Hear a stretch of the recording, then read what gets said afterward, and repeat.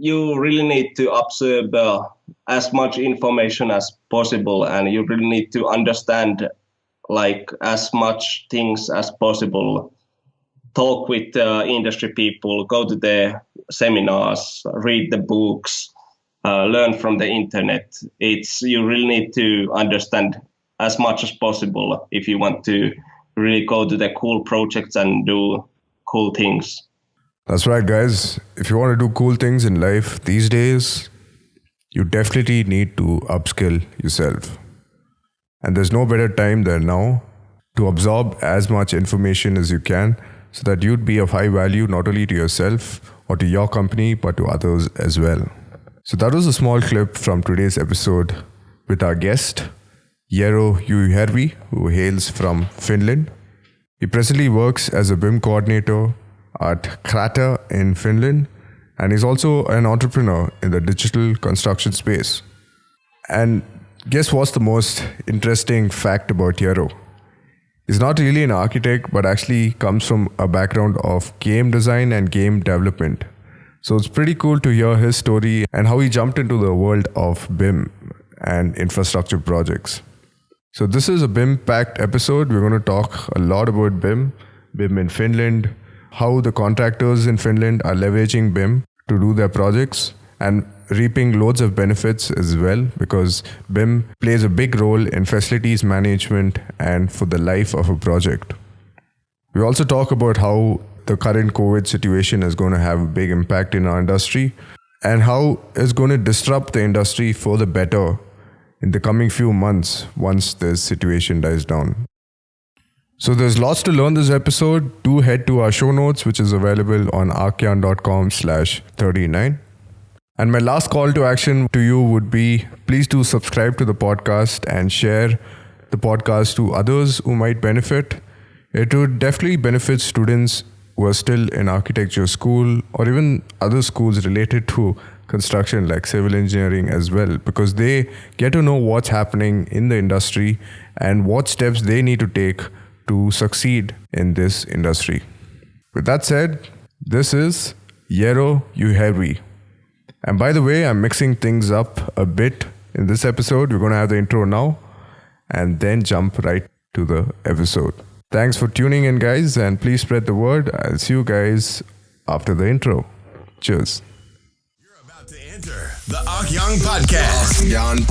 India's first and very own architecture podcast, where you'll hear the insights, experiences, and journeys from India's leading architects. No matter what your skill level is, together we'll build on our knowledge and share architecture's greatest stories ever told. Now, here's your host, Manish Paul Simon. All right, before we jump into the various themes of today's episode, could you give us a brief about your journey and how you got into this field called BIM? Yeah, that's a long journey. So basically, at start, I graduated as a bachelor of game business and design. So I was developing mobile games, and that's very far from construction industry and a little bit closer to BIM, but getting there. And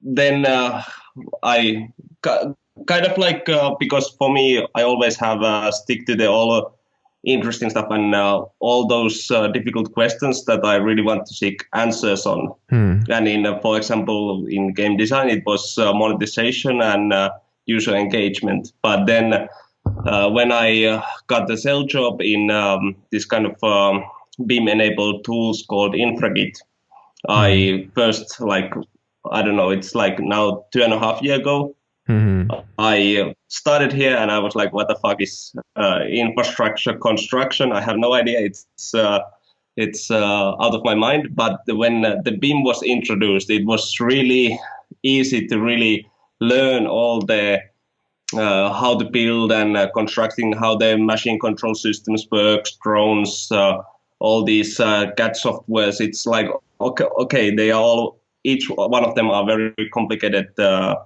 product and there's a lot to learn, but it's a much simpler way to approach the whole construction through BIM, at least for me. And now, after one and a half year, I decided that I don't want to be on the software vendor side. I want to go to the construction, and now I'm a BIM coordinator in one of the main contractors in Finland.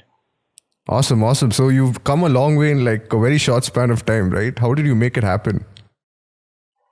Oh, I guess that's a bit of luck, and also really much of working and learning. When I started, I always like all the, I would call the grandmasters of BIM in Finland. I always asked them to coffee or dinner. Nice. Meet them, having talk and asking a lot of stupid questions, so to say, like to really understand their views and how they approach different things. Was it then BIM modeling or information management or all these BIM-enabled tools? And that way, it always give a little bit of a piece of like knowledge that then I try to apply myself and learn the real challenges and problems and what you really need to start taking care of and notices to get this system running forward well. All right. So could you briefly tell us about, so I'm sure like you're an entrepreneur because you started few companies and then now you're in the BIM space, right? So could you briefly tell us about your entrepreneurial journey as well? I think you started something called One Level Up, right? Yeah. I mean, I guess it has been like all my life I have had a very entrepreneurial spirit. So even though, like, for example, right now I'm still thinking and developing new products, but inside our company. But again, One Level Up, it was quite a simple thing. Like I was abroad. I lived in Singapore, Indonesia, and South Korea. Nice. And then I was when I looked the scene in there, and I saw there was a lot of software developers, and myself, I have learned also a little bit of coding. And then I thought about when I went back to Finland that, hey, maybe I should try overseas outsourcing company. I know how unique idea is that. Yeah. So I started it and run it like 1.5 years, but then I decided that it's really hard to maintain the quality, and that's why I decided then to like stop that business and move to the other challenges. Yeah, now you're an entrepreneur in the BIM space, right? You started something called Infrapioneer, right?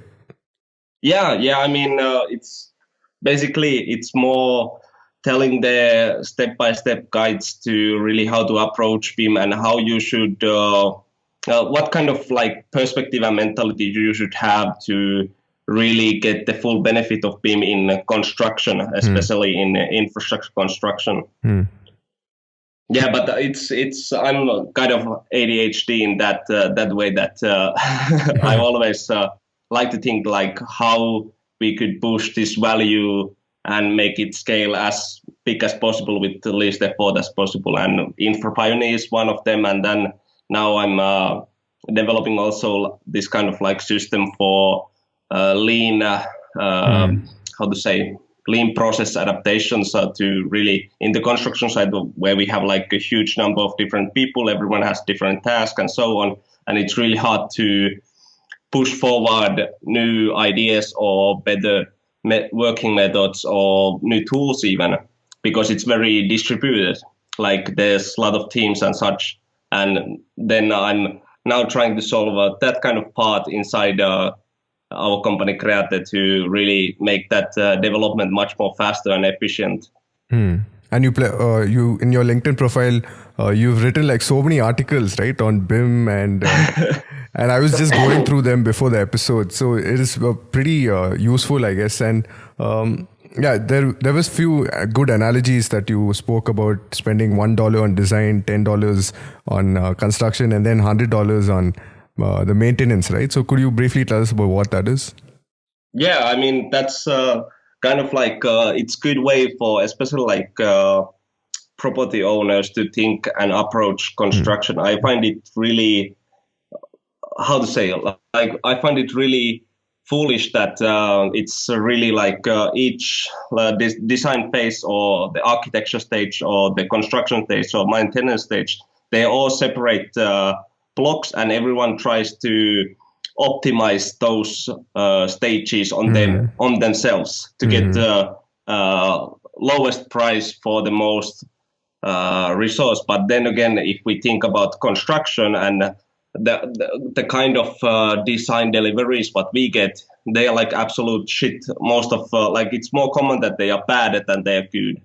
It's rare cases that we get like really good designs. Yeah. And that's why it's like if you spend that €1 more in design, then it saves for us in construction €10 because we don't need to remove something that we already built and build it again because of this mistake or something like this. And if we don't notice that mistake and then it goes to the maintenance, then it's like next 50 years you are paying for that mistake. So it gets really expensive. Yeah, absolutely. And that's a good like thumb rule of thinking that to have that €1, €10 and €100 on different stages. Yeah, absolutely. There was also another article where you wrote about the road in next to this Golden Gate Bridge, right? Which they converted to a park, and they only convinced the clients after they made the 3D of the model, but not with the 2D drawings.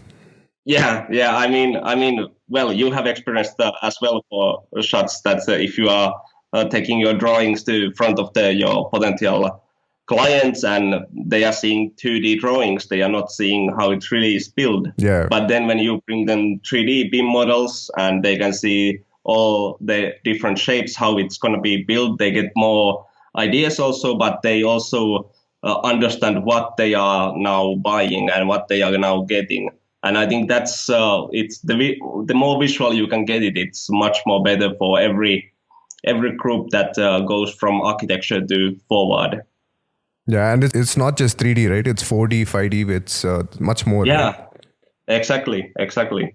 And it's like now we're also trying to understand more of the like 4D scheduling and then the cost estimations, because they are like, at least in construction, they are really separate pieces. Like they don't much communicate each other, but then with BIM-enabled tools, we can approach more closer that we would have this, this BIM hub or one place where all the BIM models are, and then all the estimation and scheduling softwares could communicate with that and give us a much more clear picture of how it is going to build, on what timeline and how much it's going to cost on each phase and so on. And I think it's really interesting to really get closer to 4D, 5D, 6D, and so forward. I think that's something in the near future that we all should have and utilize.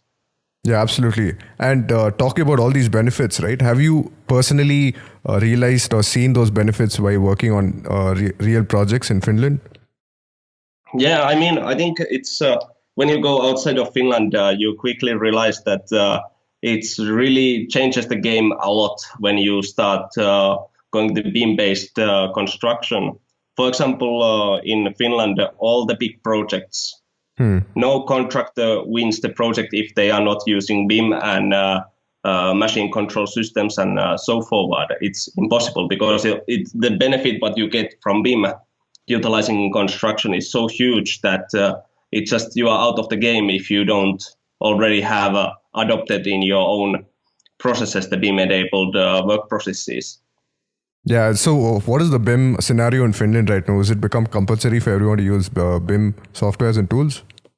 Yeah, I mean, I don't know, like maybe some really small villages, we may have some construction companies who don't use machine control system, but I mean, it's almost everyone uses it. And I think like all the main contractors, what we have in Finland, everyone demands also from the subcontractors that, hey, you need to have machine control system or you are not getting the job. It's a must. And this is for infrastructure in general, right? Not just architecture, buildings and the buildings in general. Yeah, I mean, I'm not so much aware how well it is adopted in like building construction itself. But for example, like foundations or bridges or tunnels or roads, we are using a lot of BIM on them, like on the like hard like concrete construction, like foundations and bridges. What we do, like the BIM models, we cannot put it to the machines because it's not accurate enough. But we are using it to understand the construction and the project itself much more better. And also we are implementing 4D and 5D on those visualization models.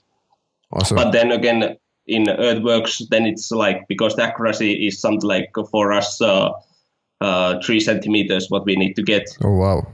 On like lower surfaces is what we are digging. And for those, we can then use machine control systems. Like, for example, it was quite a good project to tell one is that we had, we had a 16 kilometers of highway and we had maybe something like 20, 25 different excavator drivers on that project. And basically what we had only to do, we sent the models to the machines and the machine drivers drive based on that models and then take log points recording. Like log points is quality points to show where we have a dug or filled the different surface of that road. Like lasers. And yeah, exactly. Okay. And they take the log points and then they pull up their phones and they check on the application that how much that the log point what they took measured to the BIM models what we had, how much they differ. That if it was onto the quality, no need to change. But if there was a little bit of that it was off the quality, they go immediately next day and fix it themselves. And that, again, that time that we don't have to be on the quality control and surveying and looking that the excavator drivers are digging and doing good work. We don't need to focus on that at all because the excavator drivers themselves are doing all that work themselves. Wow, that's crazy. So your roads I mean, I mean, it was the first time I proposed this idea that, hey, let's do this more autonomous, that we don't need to really care about that. And it's really funny. Like I think a couple of weeks ago, the quality chief of that project came to me like, hey, I don't have any jobs in this project anymore. Like I'm now doing other projects because there's not much work left for me in here. And it was quite funny to hear that it really makes that efficiency that people have this knowledge that they need, and then they can operate and finish it. And they don't need to have like 1 or 2 different groups to check that everything is good before they start building up the next layer. Yeah, and I think that's something that we should do, really drive forward in BIM, because that's the big opportunity here. Yeah, and we can leverage BIM to maintain these products for a very, very long time, right? Yeah, exactly. I think the end results, especially when we think for the maintenance phase, I think that's what really improves, because we are getting the top quality, and it's easy to, like, there's not so, how to say, big investment on the quality assurance. Of course, we are doing double checking and so on, but it doesn't require so many hours to do. And I think that makes us that we can, as a contractor, we can make our project much more efficiently, but also the end result for clients is much better, and they can have their own property much well maintained in the future. Yeah. The thing is, I don't want to complain, but in Bangalore, we keep redoing our roads every year in and year out, and the rain keeps spoiling it all the time. Yeah, I mean, I think the game changer there is the machine control systems. Like, I mean, it's a big change. And I mean, like, there has been, like, I think in Asia, Vietnam is closest to getting to the same level of Finland, but right. I think still the machine control is quite new. Even when you go to the Germany, what is like engineering miracle land, still the machine control is not widespread. It's for some contractors, but not for everyone. Awesome. So Finland's way better than Germany now. Well, Don't quote me on that. All right. And are all these BIM models linked to a central repository, like a digital twin of a certain area or something along those lines? Yeah, I mean, we have quite plenty of different BIM-enabled tools that we use, and it really depends of the client. For example, our government has their own BIM project bank now on development, but also we have like contractors have own project banks and so forward, and they all do different purposes. Some are only for visualization, and some are more for the quality assurance and so forward. So it's still quite distributed. It's not one place where all the data goes, and from there we get it. Still, like I hope that in future we would have this kind of system, but at the moment it's still like 5 different softwares, and then when you start to look information somewhere, it's those 5 different products that you need to start looking from. But the government of Finland has definitely motivated you guys to pick up your shoes and like take the level to the next stage, right? Yeah. I mean, I don't think. I really don't think that Finland wouldn't be so advanced in BIM without government, because government has pushed really much forward with the requirements to utilize of BIM and finding that the golden road, utilizing BIM to get the full benefit out of it. Since you guys are part of the Euro, do you have like certain standards that you follow, or is it only the BIM standards of Finland that you follow? There's this regarding the models itself, we have this IFC. I think that's quite global. If you have a Building Smart India in there, they also push that IFC format forward, and I think that's one good standard of it. And in Finland, we have also our own format for like earthworks. So we are using this kind of like land XML extension to have our formats with more information.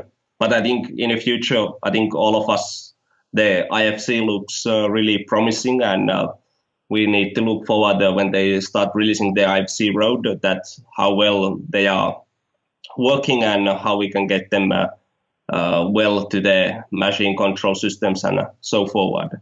But then outside of like the standardization work, the quality requirements, then it's also like it's nationally and municipality level.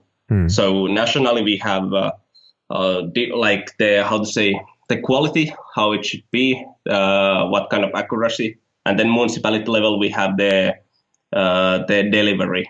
Like if we go to some small village, we have to deliver the PDFs. If we go to the bigger city, we can give the digital handover, what basically means digital PDFs.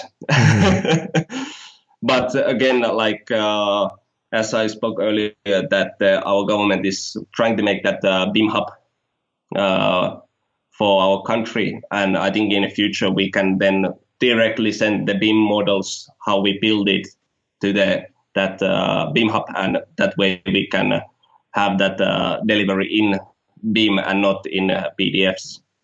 And the goal definitely is towards sustainability and having a greener environment, right? Yeah, I think it's more on the like government and municipality side of thinking those things, or civil engineering. Like as a contractor, it's we don't really think those much. Like of course it's important value and it's important thing, but as long as it's not like a requirement, we are really not wasting our competency to trying to adopt it. You know what I mean? Yeah. All right. And like so far in my podcast, I've had guests talk only about BIM for architecture and the various tools we use under architecture. But how does a contractor use BIM, and what are the tools that he uses?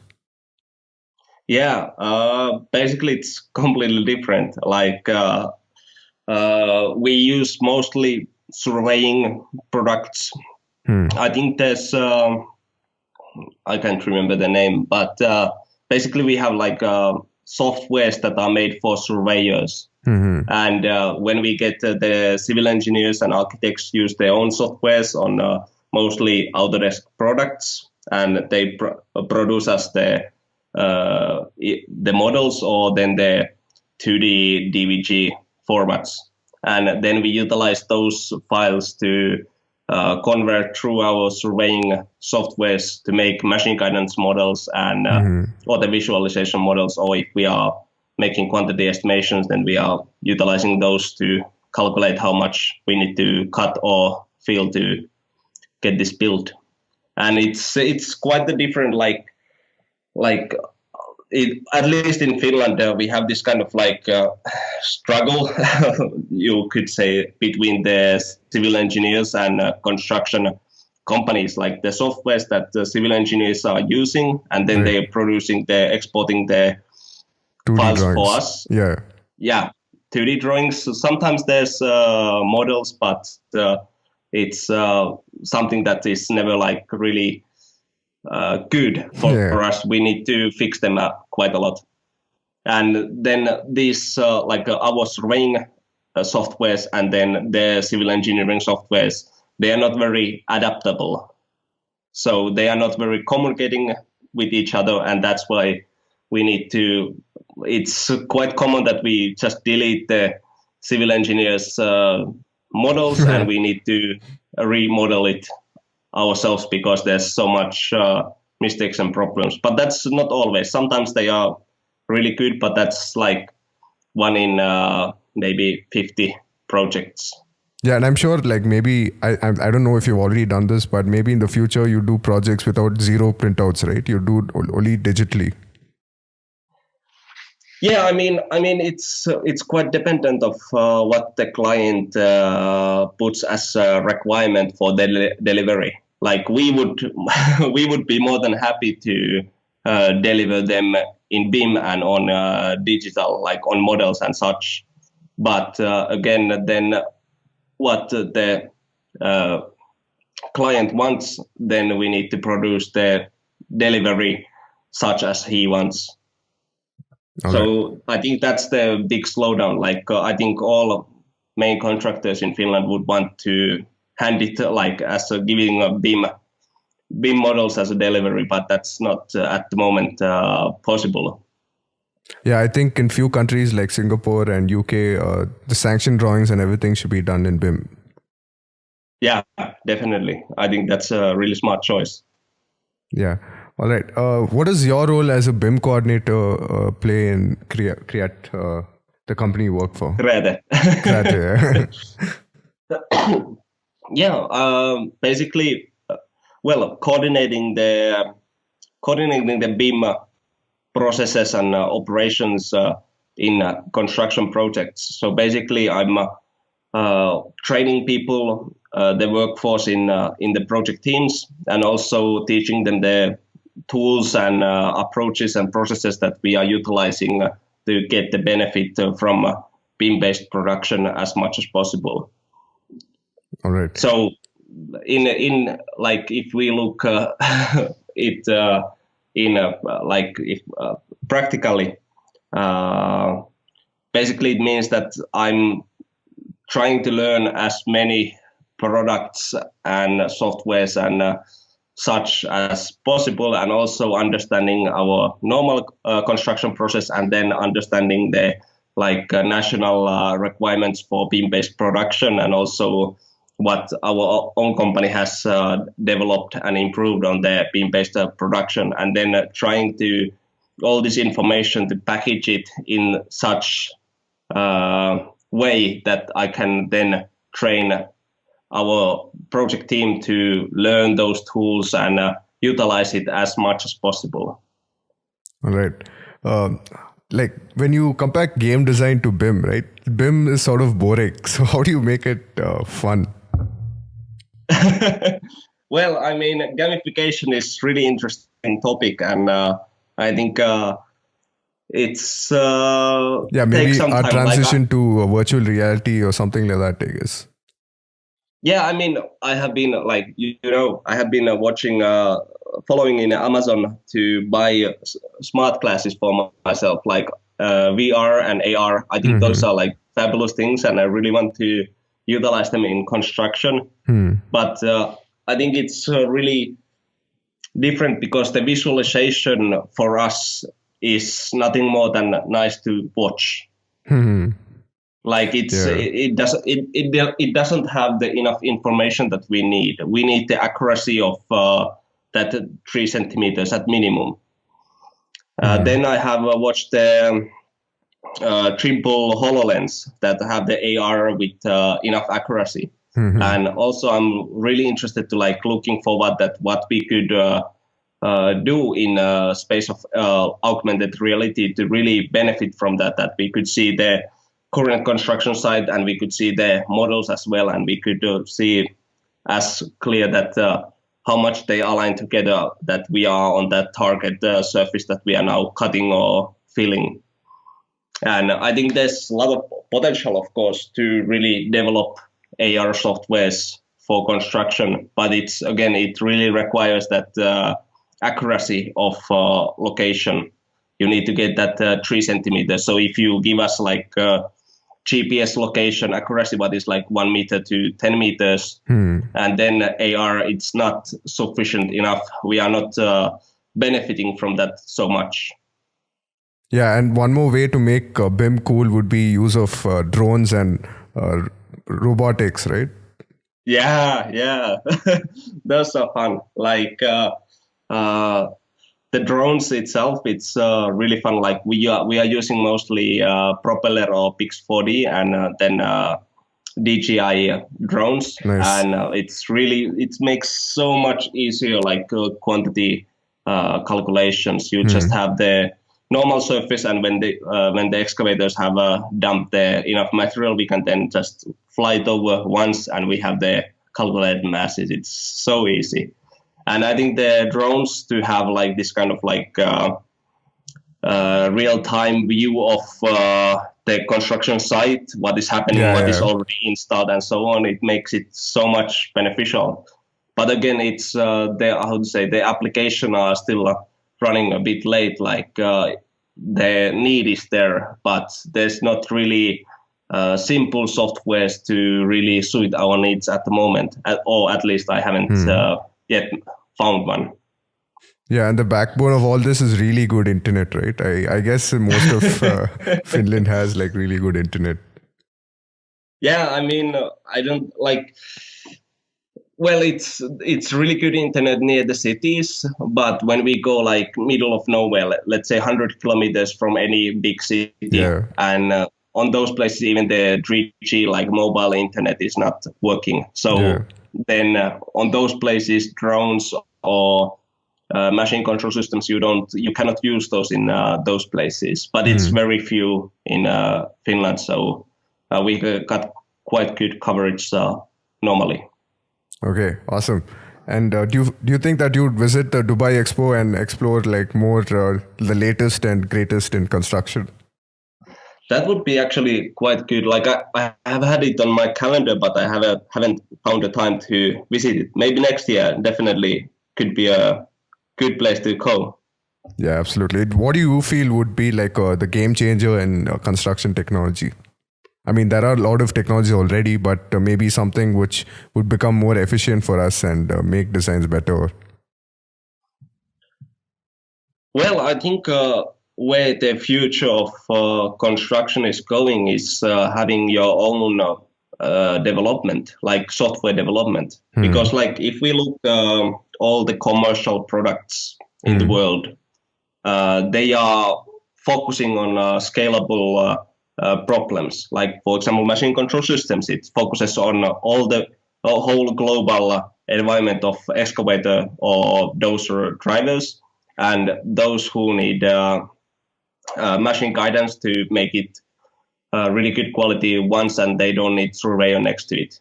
And that's like serving whole world. But then again, if we look as an individual company, we also have a lot of different needs that are now done by pushing papers or writing analysis or a lot of like information communication, and it's like trying to fix the leaking pipe with something that doesn't really hold. And I think that's something there's a lot of opportunity, and I think that's the future of construction, to really having own software development, that you are developing integrations and small automations between those commercial products to suit your company as good as possible.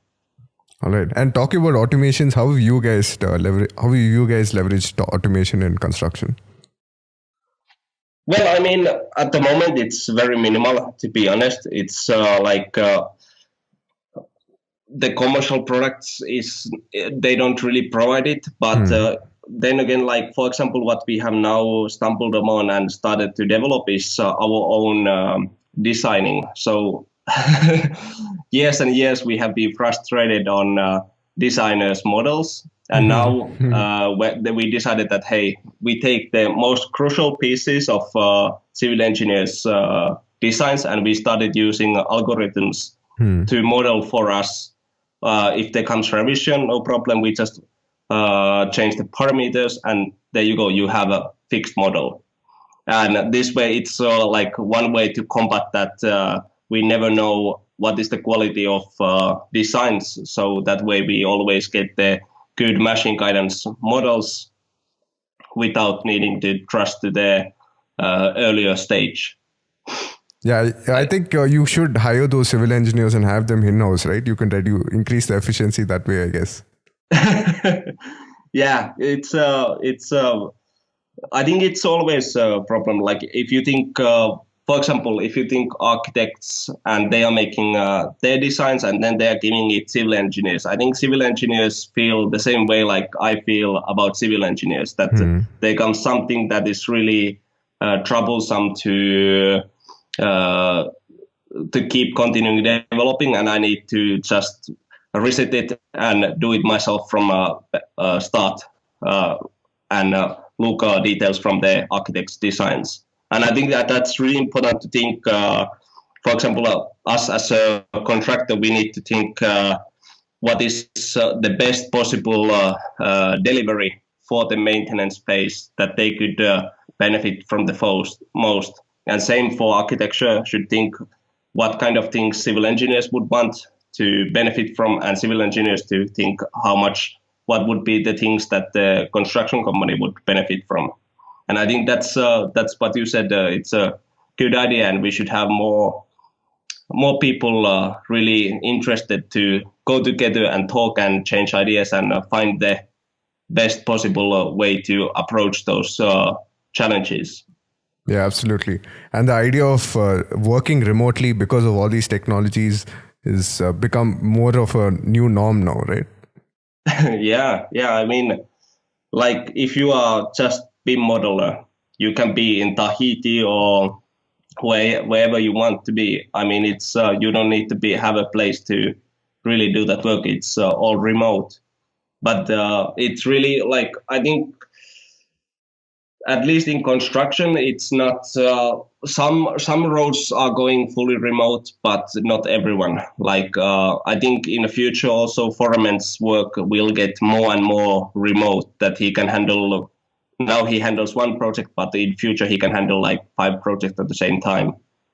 Yeah, absolutely. So that way he have like a real-time analytics, how each of his project is progressing, what kind of quality, what kind of issues, and he can then support those 5 different projects for the one-man army. Yeah, absolutely. And I feel like, I don't know if this is a utopian idea, but a client could pretty much just give the architect the site, and in like maybe in a month's time or two months' time, the house is done and it's all done automated. Yeah. I mean, that's approaching it. And I think that's the future of getting closer to that. And I think that's really interesting. Like, I think it is, I don't think we need to wait even 100 years to get that happen. I think it's in the near future. Yeah, absolutely. With 3D technology and all that, right? Yeah. 3D printing. And especially like when you look the 3D printing houses and such already, I think it's just a mind-blowing technology. It's amazing. But do you feel that our jobs would be on the line with the rise of all these new technologies like AI and machine learning? Well, I think it just means that each individual has to learn something new. It's like before there was industrialization or anything else, the major change in workforce, and it just meant that people have to re-educate or improve their skill sets to suit the future better. And I think that's all. Like I don't think there's less jobs. There's always people.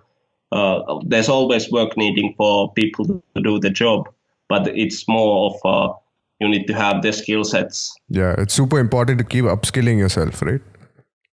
yeah, it's never stop. So what are you learning right now?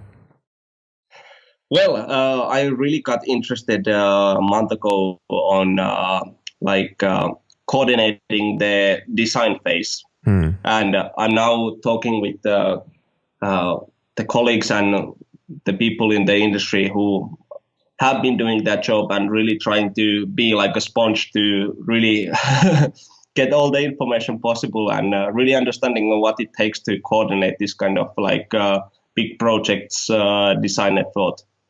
Because I think we have some projects that are alliances where we have the design company as our subcontractor.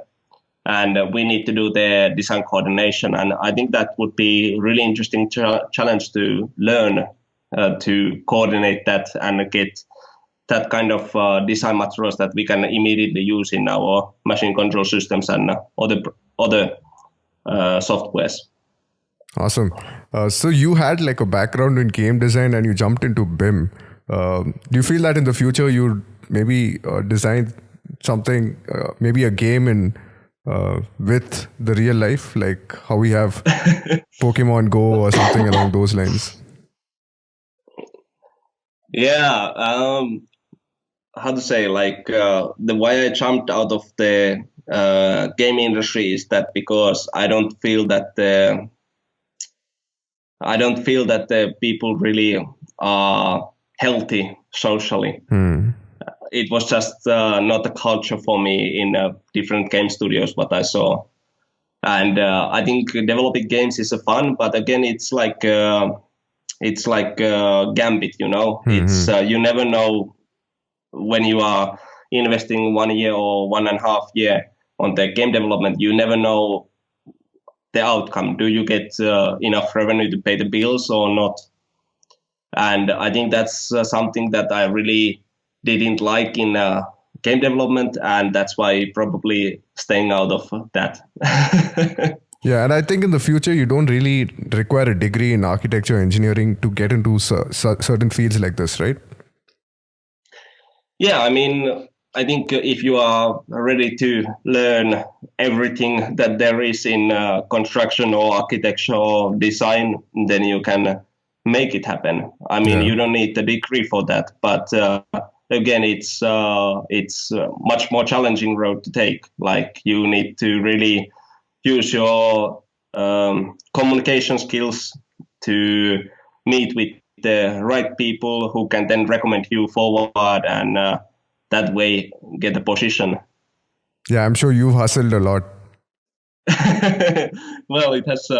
It takes quite enormous effort to really make it. So it's hard, but it's possible. Like anything is possible. But again, education makes you that you are that 3 to 6 years learning, and then you have the qualification to get immediately a job. Now, other way is that you don't need that 6 years in school, but you need to really have that inner drive, the motivation to learn and observe and absorb everything regarding these subjects. And then when you have mastered these, you can get then positions what you like.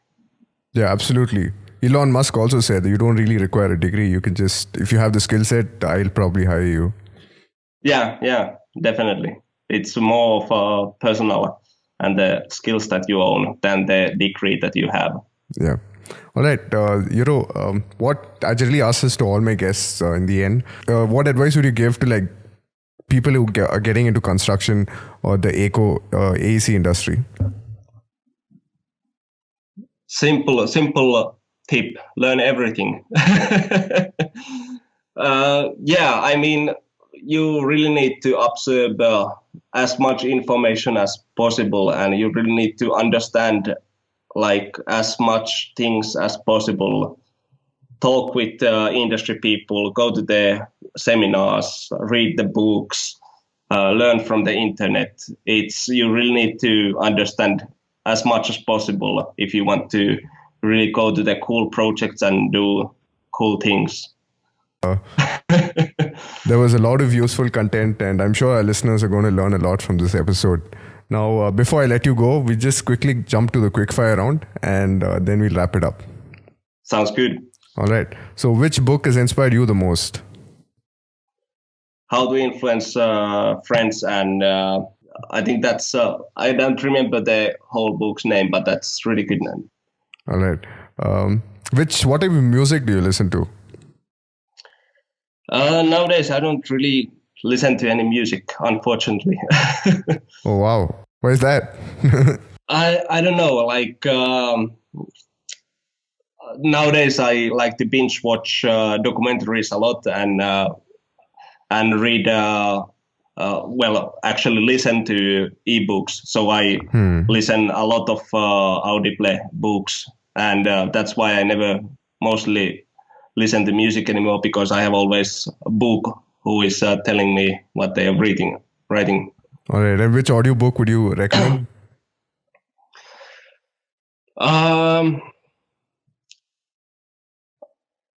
Good question. Actually, right now I'm listening the Orwell's book year 1986. Oh, I think okay. it was the 1984. name.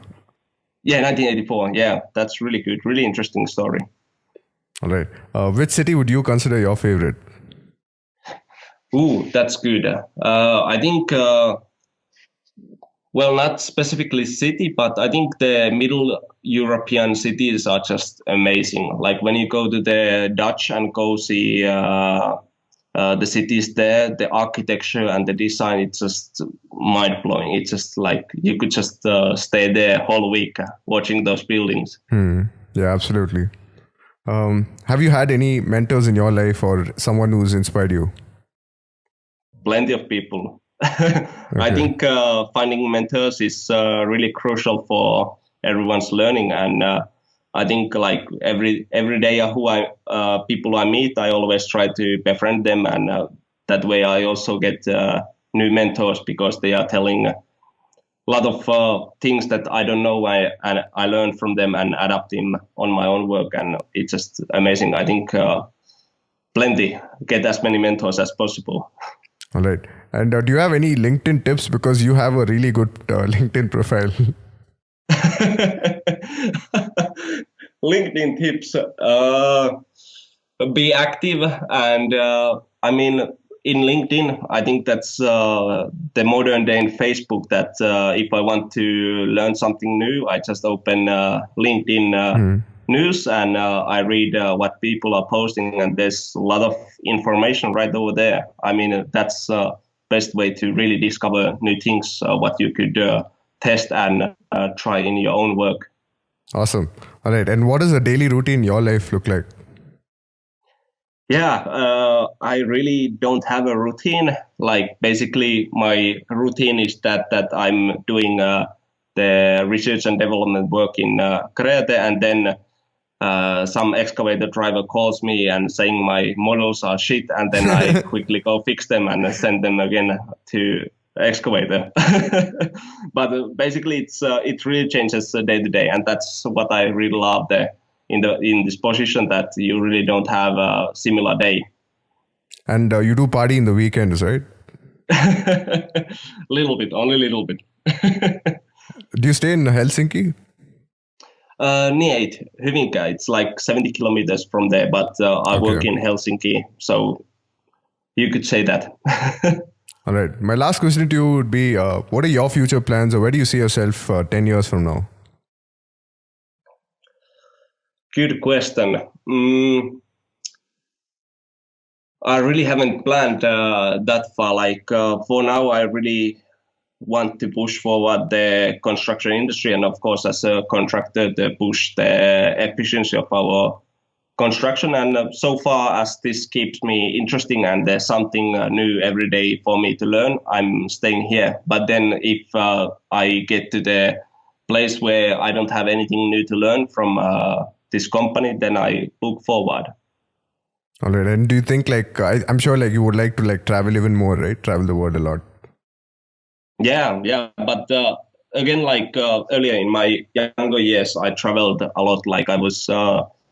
I was a little bit over 2 years traveling in Asia. Then I moved for 1 year to Russia and so on. And I have seen quite a good variety of Asia and Europe and then the Russia, of course. But maybe later when I feel so, I want to go see Latin America and Africa and maybe USA. Yeah, absolutely. And hopefully even the coronavirus would have reduced by then. Yeah, that's crazy. Everyone is so scared of it. Yeah.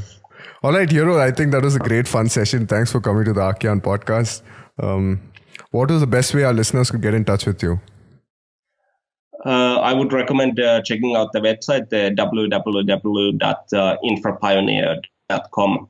It's more for construction, of course, but again, if you want to absorb everything, it's a good way to learn the struggles and problems that we face during construction.